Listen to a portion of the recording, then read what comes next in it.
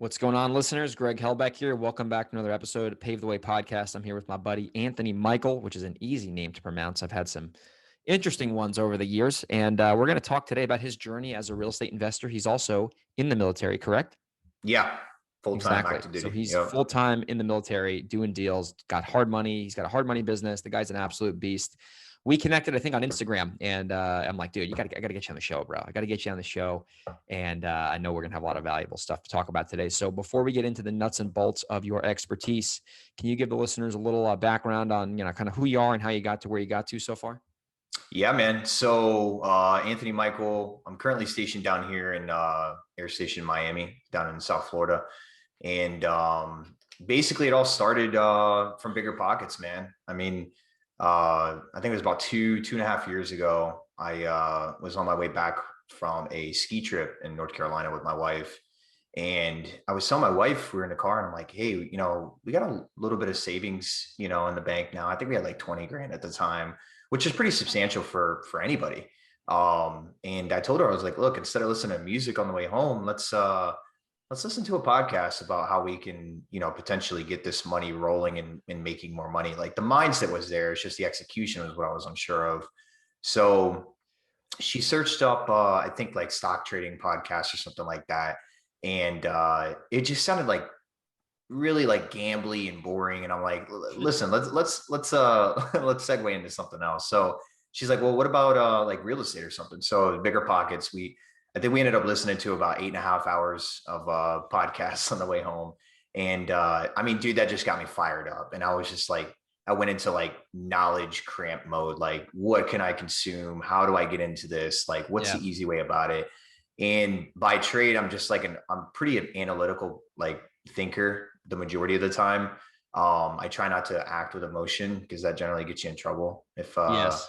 if you're if you're like an impulse reactor. Ask me how I know. How do you know? Just doing dumb shit, over the years, Yeah. buying stupid deals and making bad business decisions. Yeah. And I'll actually get into because with real estate, and you generally speaking, like when you're on Instagram or you're hearing everybody's story, it's always the good of the outcome of what they're doing. But I like to share the bad. And those are gross learning points for pretty much anybody. So yeah, getting back into it. So full-time active duty military. We're stationed in New Jersey at this time. Okay. And my wife and I we're doing a lot of podcasts and reading books, and I got into Rich Dad Poor Dad, which was like, as I'm pretty sure like 90% of the millionaires or real estate investors or anybody that's opened up a business has read Rich Dad Poor Dad at one point in their life. Super foundational book. And I stopped reading after 68 pages, man. And I'll tell you why. Getting through the first 68 pages, it was like light bulbs going off everywhere. And I'm just like, dude, I gotta like disseminate like the information I just consumed. Like, how do I act on what he just said and this topic and this topic? So we got a hold of our in-house finances first. Before reacting to any real estate investing or anything like that, we got a hold of our finances in home. And we went from saving like $400 a month to like $2,000 a month. And then as the income streams continue to come in to where we're at now, we're saving about 85% of our income monthly. So we really honed in and nailed that down, just because like the inherent risk with real estate investing and holding costs with hard money and stuff like that, you want to have like a little kitty set aside, for the worst case scenario. So getting back into the first deal. So I was stationed in New Jersey, and one of the guys that I was stationed with was a local real estate investor. And I don't know how it happened, but I think we're at work one day, and I was in one of the back shops just doing my job, and I was listening to the Bigger Pockets podcast while I was working. And he walked in, he's like, hey man, you listen to that real estate podcast too? And I was like, yeah. I was like, I'm looking to get into real estate. He's like, well, dude, I flip homes here. And I was like, holy shit, like, let's go. Like, let's set up a time where we can talk and figure out what we can do. And I think like 2 months later, we were into our first fix and flip deal together. And basically I gap funded the loan with like 22 and some change. And we split equity 50-50 on the property. We put in the sweat equity and stuff like that. We were in and out of the property in around 63 days, I think it was. and ended up making like 15 grand. That's And amazing. that's when it was just like, You almost doubled your money. yeah, that's when I was just like, holy shit, like this is crazy. Sorry, I'm cussing. You can curse. I curse like a sailor, bro. Don't worry. So I was like, oh my God, like this is crazy. Like, how do I keep the momentum going? Yeah, Like that's the hardest part in real estate, I think, from a real estate perspective. Is like, how do I keep the momentum shifting in a forward progressive manner? Totally. You know, and you can add to that if you want, but so we ended up we were renting the first 3 years we were in New Jersey. And after the flip, I was like, dude, let's do another one. Like, what are we waiting for? How about we live? How about we just live in one? Like I told my wife, I was like, let's just do a live and flip. So we got a hold of a real estate agent in the local area. And I said, look, find any distressed home in a good neighborhood. I don't care if it's a foreclosure, because VA loans, a lot of people don't know this, but from a military standpoint, VA loans will fund foreclosed properties as long as they pass the VA lending criteria, which is the inspection criteria. So like no broken windows. It's got to be in a livable condition. Yeah. Basically. Yeah. It's like FHA. Yeah. So we found a foreclosure. We dealt with the bank. They wanted 224. I came in at 211. We settled at 214 or 218. Sorry. We lived in that home for about a year. We did, basically it was a Fannie Mae property. It was like a home path property or whatever. Yeah. And what they did was they foreclosed on a property, and banks are getting smart to the flipping market. So what they did was they just hired a general contractor, paid him to replace the floors, paint the house, put new carpet down, light fixtures, whatever. So the structure and the bones of the property were great. The only thing that needed updating were the add value items like kitchens, entertainment spaces, bathrooms, stuff like that. That's going to add easy value. And I'll tell your listeners, I don't think of, I think of each one of those items as their own investment, right? So if I spend $5,000 to update a kitchen, but it's going to add $10,000 to the value of the home, I just got a 200% return. Like 100%. That's 100%, 200% return. So that's the way I was thinking when we were going through and fixing our house. And the crazy thing is with COVID is when we sold our house, like just when COVID was starting, we were projected to make like $30,000, $40,000 on this place. We ended up making 13. So we did well. We got all of our basically our mortgage payments that we made on the house for the year and a half we were in it, plus around 13,000 cash. So that was kind of where my head was, just to keep that momentum going, continue doing flips because it's easy money and stuff like that. And sorry if I'm rambling, you can cut me off. Oh, no, this is good, man. I love hearing everyone's backstory. Yeah. And then I met my business partner who I do fix and flips right now with in the Clearwater, St. Petersburg and Tampa area on an investors group on Facebook. And my one thing that I've gotten really good at, and I'll tell your listeners, this is probably one of the tools to success in real estate, is your network. Always meeting new people. I mean, that's one of the reasons why I'm on this podcast right now, is I reach out to you through another person that I follow on Instagram who I know. And you just build your network like that, and good things happen. Totally, man. That's an awesome backstory. Where in New Jersey was that? Because I'm from the tri-state area. So we were stationed in Atlantic City. Oh, dude. So you were down by the beach. Yeah. So we were a little bit further inland. We were in like Mays Landing area. Okay. Egg Harbor Township, that general area. But yeah, that's where we flipped our first property in Summers Point. Nice, dude. New Jersey. I like the Jersey Shore, man. I'm a big fan of LBI, which you can actually see Atlantic City from the LBI Causeway. So I love it down there. Jersey Shore, there's nothing like it. It's not like La Jolla, California, or somewhere on the West Coast, but I like it a lot, and that's a cool little backstory. So fast forward now, we had a conversation a couple weeks ago, and man, the big takeaway that I got from that conversation, besides you being a cool dude, is your shit when it comes to hard money loans, and I think that's a big value add. I think a lot of listeners listening to this podcast, they either have used hard money or they're trying to do their first maybe deal where they don't wholesale it and they close on it. And I think hard money is one of these things that's out there. It's kind of like a jargon word. And a lot of people don't understand really what it is and how it works. So I want to definitely try to spend a good amount of our show today, getting into the nuts and bolts of hard money, because you are an absolute expert. So before we get into that, can you just share to listeners how you are involved in hard money with your business? Yeah, man. So back to the New Jersey story. So New Jersey was probably the biggest foundational cause of me getting into, hard money commercial lending and Yeah. obviously fix and flipping. So we were in a rental property in Absecon, and this was the whole time like I was doing my research, I was learning about, hard money lending, and I'm the type of person that has to learn by doing. I Yeah. can Yeah. get the Yeah. general concept of what I want to achieve, but unless I'm like in it and Yeah. involved in the process, that's where my real takeaways come from. So my next door neighbor, man, I would go outside, I come home from work and he's just smoking a cigar, like watering his plants and stuff with a phone in his ear. And one day I was taking out the trash and I'm like, hey man, like, I'm curious, like, what do you do? And he's like, well, I'm a lender. And I'm like, oh, cool. Like, what kind of lending do you do? And he's like, oh, I'm hard money lending. You ever heard of it? And that was like one of the podcasts that I listened to on Bigger Pockets was about hard money lending. Yeah. So I was like, dude, I'm like starting my real estate career. I'd like to learn a little bit more about it. Do you have some free time where I could, kind of bird dog with you, or not bird dog, but like just, learn from your processes, stand by the phone calls, like understand the roots of it. And he's like, yeah, man. So I ended up going over his house probably 3 or 4 Fridays in consecutive weeks. And I just picked up on the process, man. I ended up closing a couple deals with him, and the checks were rolling in. I was getting like mailbox money, man, like $200, $300, $400 checks.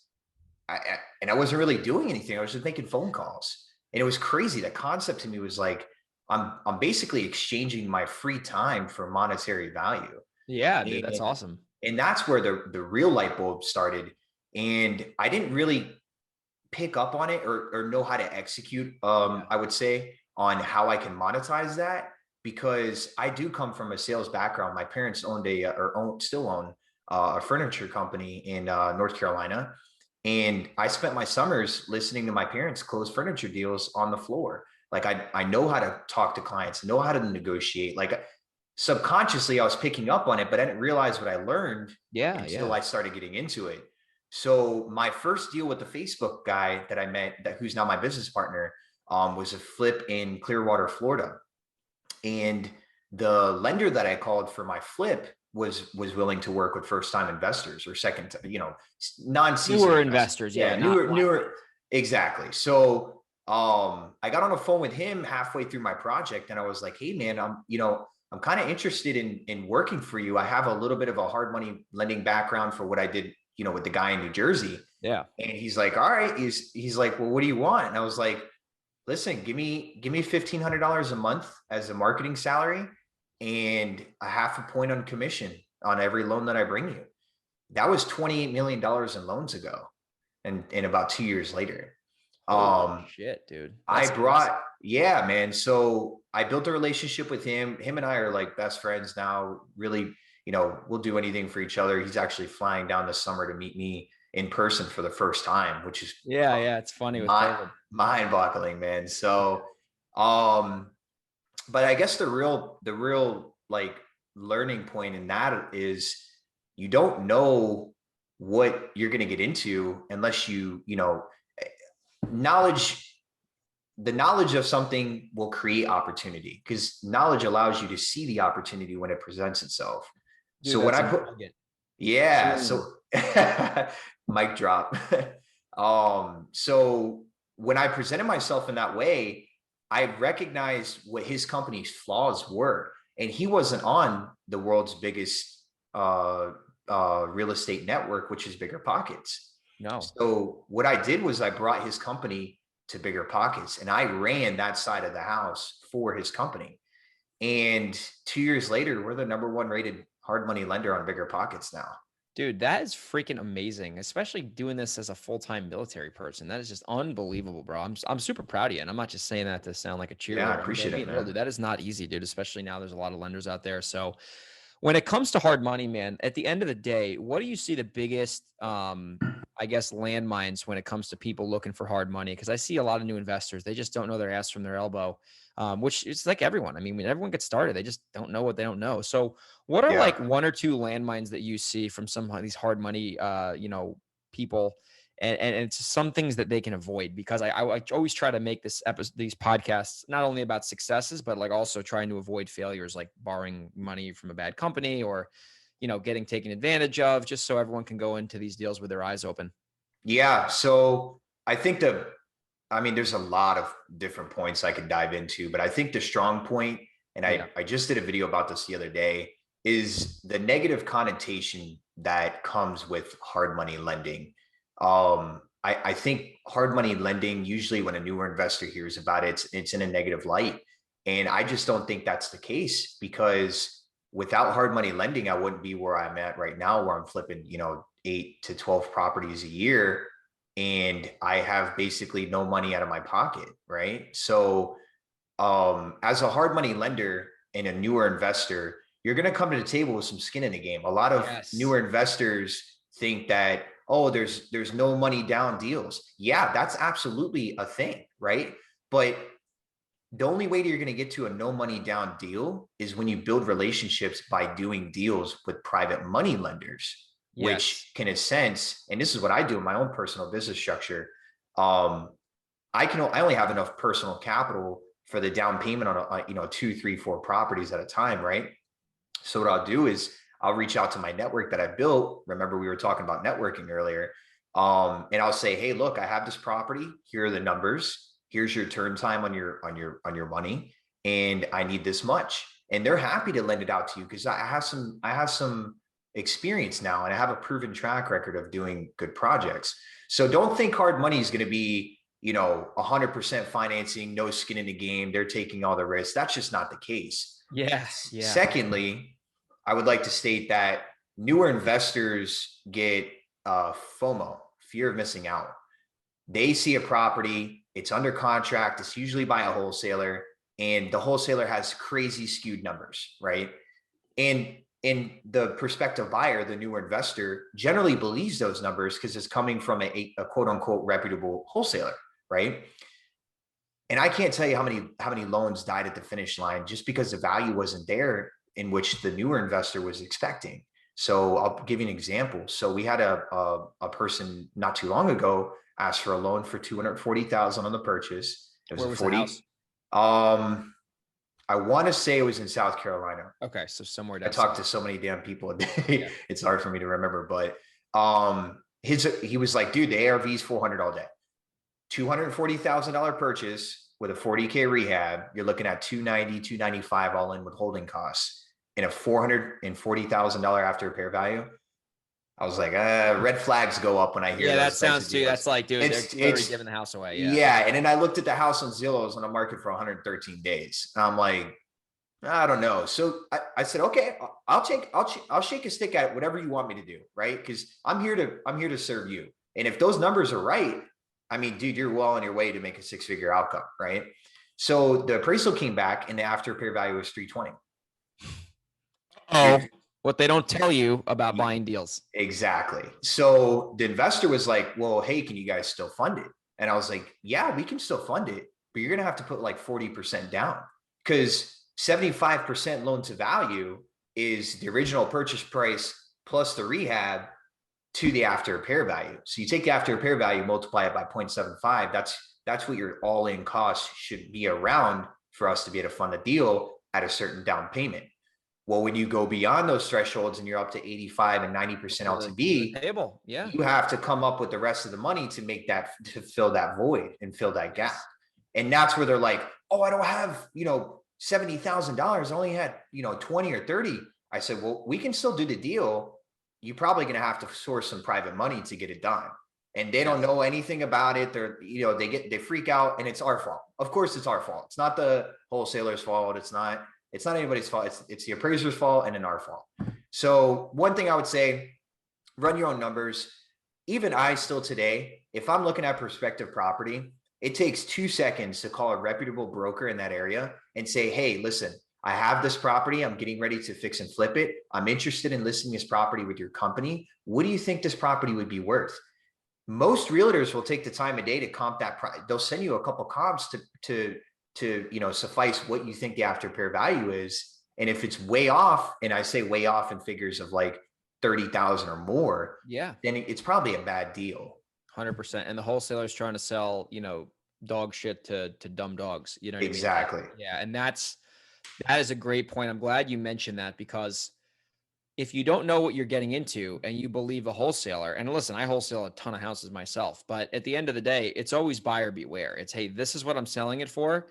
Because of all that stuff, I never even put the ARV. I put the price, the facts, and the pictures, and that's it. And I don't purposely try to sell bad deals to people, but a lot of the times I've noticed if I put the ARV, it's either going to work out against me, or they're going to turn around and they're going to pigeonhole me. So I've just put this is the price. Do your own comps, run your own homework, because I don't want you calling me blaming me that you bought a bad deal. Exactly. When we first made an agreement, you were happy as a clam, So that's a great point. When it comes to the other thing of hard money, what are your thoughts on how much capital, whether that's their own capital or private capital? Let's say we're talking about a house that's sub 300,000. Should they have in the bank just to make sure that, or they in the bank or access to where they're not getting involved in a deal where they can maybe fund the gap, but the interest payments are going to be a bear for them to pay every month? Because that's something that people don't also know about. They think it's 8, 9, 10%. Yeah, but you're paying that every month. It's an interest only loan. Yeah. So what do you advise some of your clients? Because that's another big landmine I see some investors get into. They buy the deal, they own the deal. Now they can't make the interest payments and they're going to get themselves in trouble. So I'll tell you what, and that's a good point. When I talk to prospective investors, when my leads come through Bigger Pockets and I get on the phone with somebody and they're hyped up, they got the deal under contract, and then we start talking numbers, that's when the conversation will either continue going into a good way, or it'll turn south where they kind of get quiet. Yeah. How much capital do you have? Because it may not be my place to understand your personal finances, but it is my place as a lender to make sure that you're able to pay this loan, or I'm going to foreclose on your property. And nobody wants that to happen. They never want to foreclose. Hard money lenders never want to foreclose. No, we'll do anything in our power to get you there. And we have algorithms built in our application, and I pre-qualify every one of my clients over the phone. So when they get to the table and they have the deal ready, they're qualified to do the loan. I personally do that because that keeps my close rate in the 90 percentile, which it is right now. So when I bring a deal to the table, it's ready to go. It's been vetted, and that's what I get paid to do by the company. The biggest thing that I would say is when I started out, I had at least 6 months of interest. No, I had 6 months of my own living expenses. Okay. So dude, I can tell you right now, as it sits, my all-in costs for living expenses here in South Florida is $4,037 a month. It's to the T. I know how much income I bring in a month and whether I can support a $2,000 or $3,000 interest payment monthly. On top of that, I also have 6 months reserves set aside for an oh shit button. Oh shit, we went over budget by 10%.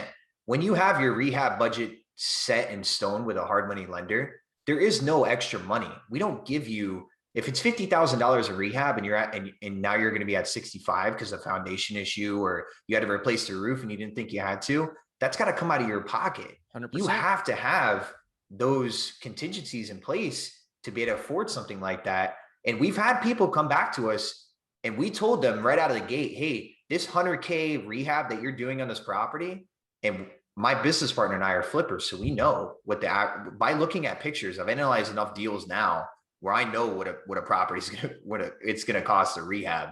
They'll come back to us in 6 months and say, hey, we're near the finish line. We only need $50,000 more to get through the loan.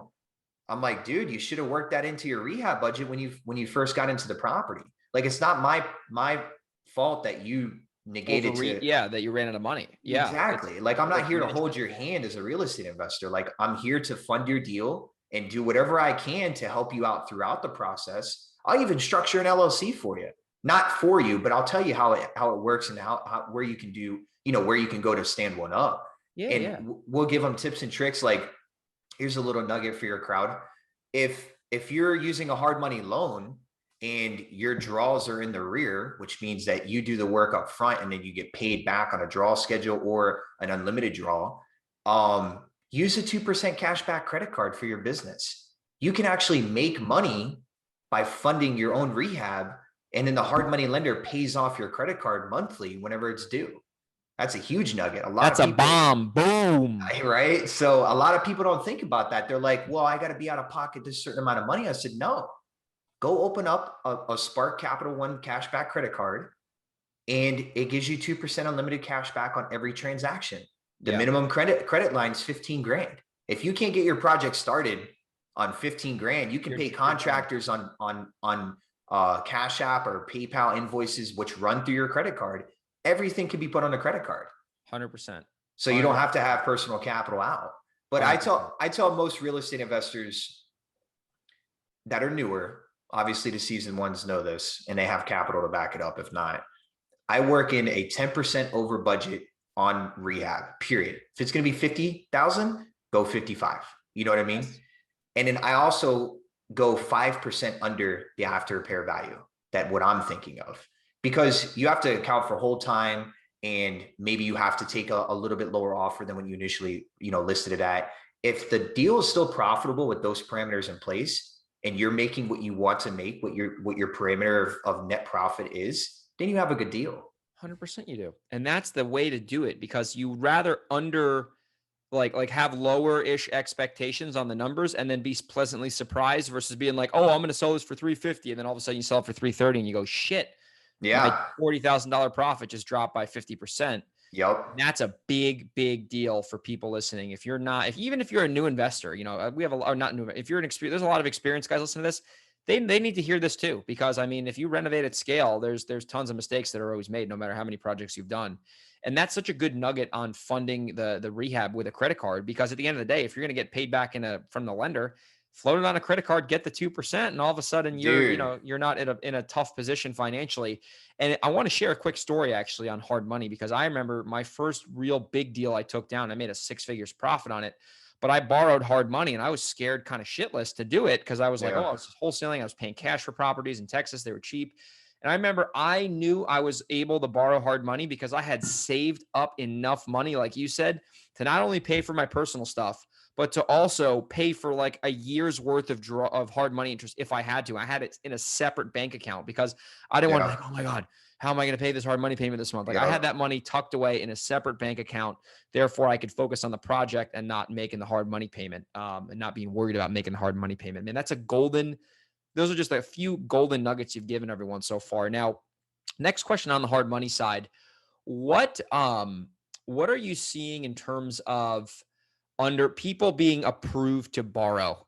Because, someone could have a screaming hot deal that makes financial sense, but if they just got out of jail the day before, what is that? How does that kind of look for you guys in terms of underwriting the person and then versus the deal? So when I get on my investor calls, the first, I'd say 4 questions I ask them: do you have a 650 and above credit score? Yes. Do you have an LLC in place? Yes. Are you a felon? Yes or no? It's a binary question. Are you a felon? Yes. Have you claimed bankruptcy or foreclosure in the last 6 years? If you answer yes to one of those, the felon is an automatic dead. If you're a felon within the last 10 years, the deal's dead. Right? Dead. Yeah. But if you've claimed bankruptcy or foreclosure in the last 6, you better have a damn good reason as to why you did it, and the circumstances as to what happened and whatever. We asked them to write a letter of explanation and if it suffices and it comforts our lender or our private money guys who lend out, because we're a direct lender. I'll touch base on that here in a second too, because there's something there that most people need to watch out for. When we present the deal to the investors, they have to get that warm and fuzzy, because remember, you don't know me, I don't know you.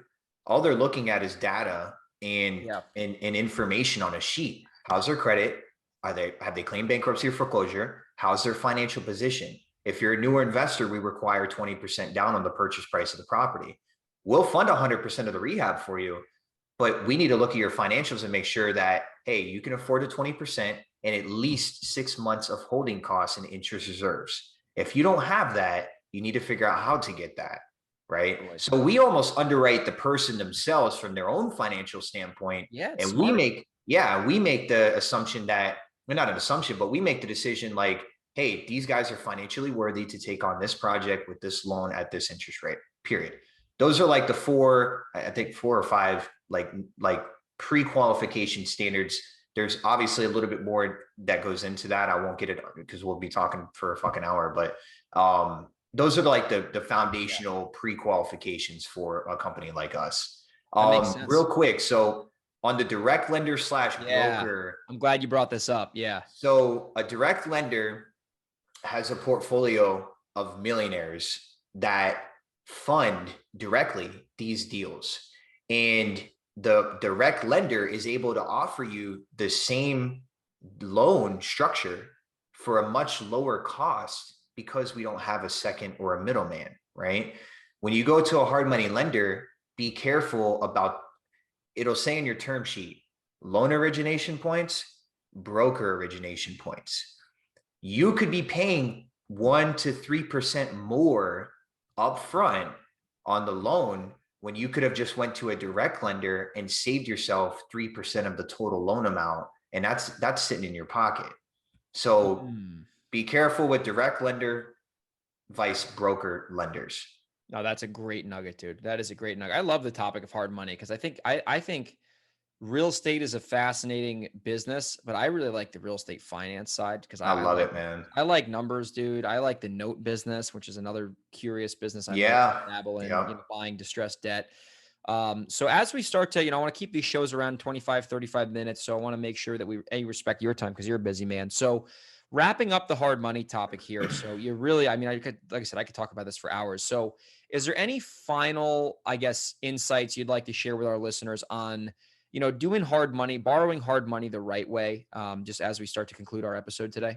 Yeah. So make sure your finances in-house are taken care of. And I mentioned that at the beginning of the podcast because everyone wants to get into their first real estate deal. They get antsy. They're analyzing all these properties. They finally got one that comes across their desk.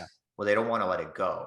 Make sure you're not putting yourself in a financial position. You got to remember, you got your family behind you and they're depending on you to make this deal right and make it work. If you can't eat at the end of the month because you got to pay that interest payment, it's not worth it. You're not there yet. And maybe wholesale, like you were saying earlier, get wholesale properties. If it's a good enough deal and you're able to you have a nice pipeline or a lead gen tool that's giving you or affording you these deals, probate properties, off markets, foreclosures, pre-foreclosures, whatever, note buying, you can flip those deals and start building your working capital. There it is. I built my bank up from wholesaling, and then I had enough money saved. I started closing in cash. And then from there, I started doing bigger deals and borrowing hard money. But I think wholesaling, and even though it's like overpopulated and everyone's doing it, but like it is still, in my opinion, one of the best ways to get started in the business because you understand what a deal is, you understand marketing and sales, you understand how to create value. And then from there, you kind of grow upwards. So, man, that's phenomenal advice. And as we really wrap the show up, Anthony, what is the best way for people? Oh, by the way, before I ask you that, you've been a real estate entrepreneur now, for some time, and I really respect you for doing this as well as being a full-time military. So thank you for serving our country. Hey, I appreciate that. What is the biggest nugget you've gotten so far in your entrepreneurial career, with your real estate businesses? Like if you had to boil it all down to one big principle that you've learned so far, what would that principle be? And I know I'm putting you on the spot right here, but hopefully you answer it well. Trust no one. That's so true. And make sure you're not skimping on legal structure. Can you give us an example on that? Yes. So, and this goes back to sharing the negatives of real estate investing as well. When I had 20 grand sitting in my bank account, I tried to get into a lease to buy option deal with a gentleman I met through Craigslist and inquiring about his property he had for sale. I met him when I was on deployment in Washington, D.C. The property was on the Delaware River, so it was within the area. So he came over and met me. This guy was speaking gold, man. In my ear, I loved everything he was saying. He's me on crack. When it comes to sales, I mean, he could get you to do anything you wanted. Yeah. At the end of our conversation, I had wired him $6,000. Oh my gosh. Without a promissory note in place. And when I did get the promissory note, I didn't have it looked at by a real estate attorney. I didn't want to pay the $200 to get it looked at by a real estate attorney. Wow. I lost $6,000 on that deal. You got scammed. And not only, I don't care, $6,000 was a hit, right? Yeah. That was, 30% of my total savings, my life savings, $6,000 gone. Yeah. The other problem, probably the bigger problem was I didn't have enough working capital to get into my own deals because I had $6,000 with this guy, and he held my money from February to July. I lost almost half a year of forward progression. Yeah. And got scammed on the last day. Oh man. Well, I'm sure that even though that was painful, now you're like, you're like, you dot your I's and cross your T's now and yeah, inspect to expect, man. Did you end up getting the money back? Ultimately? No, man. No. Cause I called a real estate attorney and I was basically like, hey, this is what happened. And she's like, all right, you can hire me, but it's $5,000 in a return. Yeah. It's like at that point, I was like, dude, I can't, like, I'm not going to, and if I get nothing, I pay for the lawyer's time and I'm out even more money. So my business partner's, he's flipped over 400 properties, owns millions of dollars in commercial real estate. When I told him this story, he said, Tony, you're the luckiest real estate investor I've ever met. Because you lost $6,000 and learned that such a valuable, important lesson about trusting no one and making sure your legal structure was in place. My business partner lost $1.3 million on a deal. Oh my gosh. So he calls me the lucky investor. Yeah. Compared to that. Yeah. It's all that. And I think of it as an education, man. I paid $6,000 to go to the school of hard knocks. That's right, man. And you got your freaking degrey. You damn right I did. That's awesome, dude. I did something similar. I didn't lose 6 G's, but I did a seller finance deal out here in San Diego. And I lost money, but it wasn't that much money. But the way I looked at it was kind of like you. I'm like, man, I did the deal and I learned a lot how to do it. And next time I'll definitely not lose money. And it's all about perspective and reframing it, man. So if people wanted to check you out, how do they follow you on social media? So I'll have you answer that first, and then we'll have we'll talk about how they can get in touch with you if they want to borrow some money as well. So what's the best way to get in touch with you on social? Yeah. So on social, I'm on IG. That's probably where I'm most active. Sure. It's Tony, TONY_ the military investor, all one word. That's my Instagram handle. And then on TikTok, we just most recently started. It's just Real Estate College. That's Love it. We'll have those in the show notes. I appreciate it, man. My assistant's listening right now. She'll hear that. She'll put that in the show notes. Awesome. And then if people want to potentially do some business with you, what's the best way for them to get in touch with you about that? Yeah. So we're a featured lender on Bigger Pockets. The lender's name is HouseMax Funding Nationwide. You'll see my profile pop up when you click on the company link. It says Anthony Michael. You can contact me through there, send me a message, whatever, or you can submit an inquiry for a hard money loan request. We also do commercial lending, which is kind of like side house stuff. Yeah. But we just closed our biggest loan to date, a $2.1 million 52 unit acquisition out of Killeen, Texas. That's amazing, dude. Congrats on that. That was my biggest one. Yeah, it was awesome. What's that website again? I just want to make sure we have that in the show notes. It's on Bigger Pockets. On Bigger Pockets. Okay. And it's HouseMax Funding Nationwide.